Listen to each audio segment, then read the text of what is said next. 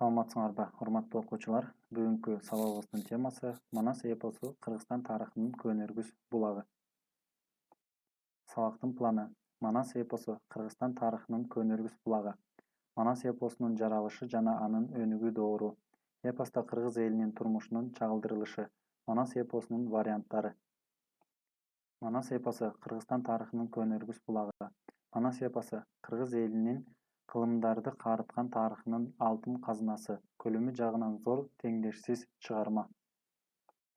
Саякбай Каралаевдин варианты боюнча эпостун 3 бөлүмү 500 000 сапты түзөт. Бул гректердин Илиадасы жана Одиссеясын бирге кошкондо көлөмүнөн 20 эседей көп. Эң көлөмдүү деп эсептелинген Индия элдеринин Махабхаратасынан 2,5 эсе көп. Манас эпосунун жаралышы жана анын өнүгүү доору.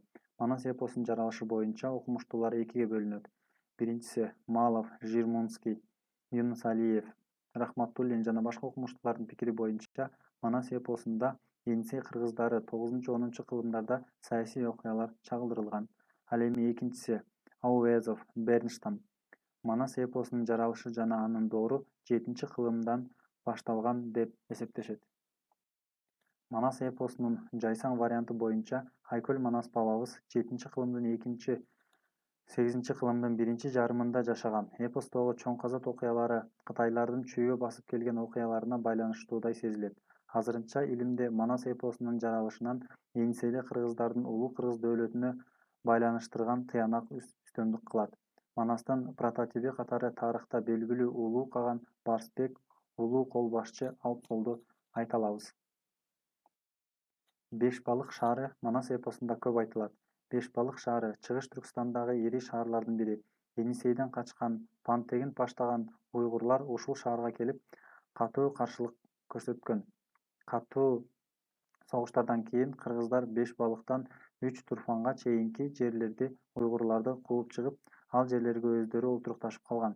Бул жердеги мурда Ли-де-Цян деген дарыянын 10 кылымдан баштап кыргыздар Манас дарыясы деп атап калышкан.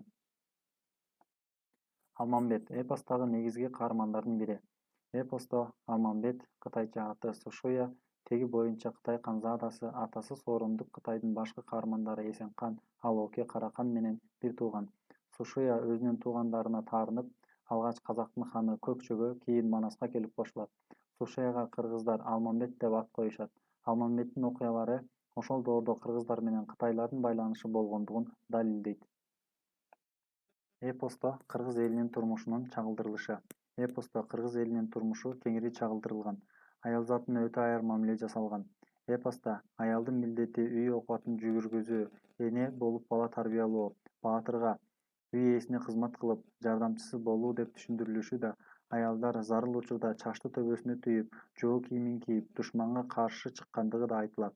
Кыргыз элинин эл башкаруу, уюмдашуу, элди бириктирүү жөнүндөгү аракеттери Манасты хан шайланышында чечмеленет. Манас эпосунун варианттары.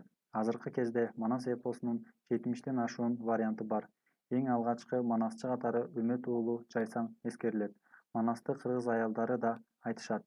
Мисалы, Сейдене Молдоке кызы, Зуурахан Акимжан кызы жана башкалар элге манасчы катары таанылган. Азыркы мезгилде Бакчиев, Сыдыков, Исаков, Исмаилов, Баялиев жана башка манасчылардын жаңы мууну өсүп келе жатат. Үмөт уулу Жайсаң.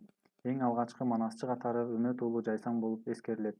Санжырада кыргыздардын байыркы мезгилдеги кол башчысы Кыргызхан таласка жеңиш менен келишинде чоң той берип, тойдо Жайсаң ырчы бытырап кеткен көп уурунун башын кошуп эл кылгандыгы үчүн Кыргызханды мактап ырдаган.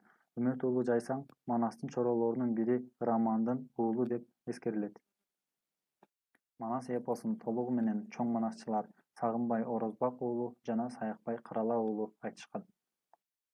Манасты тарыхый булак катары пайдаланууда эпостун түрдүү варианттарын изилдеп иликтөө өзгөчө мааниге ээ.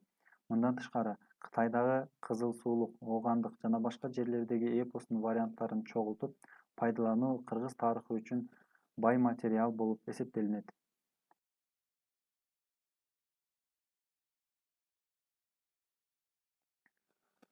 Эпостун бардык варианттарында кездешкен негизги окуялар.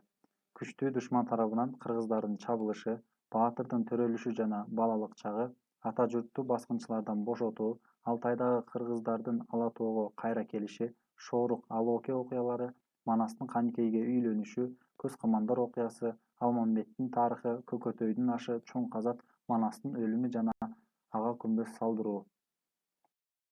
Тема боюнча суроолор. Манас эпосунун көлөмү жана анын мааниси жөнүндө айтып бергиле. Эпостун жаралыш доору жөнүндө кандай пикирлер бар? Эпоста кыргыз элинин турмушун кандай көрсөткөн? Манас эпосунун өнөктүү окуяларын санап бергиле. Улуу манасчылардан кимдерди билесиңер?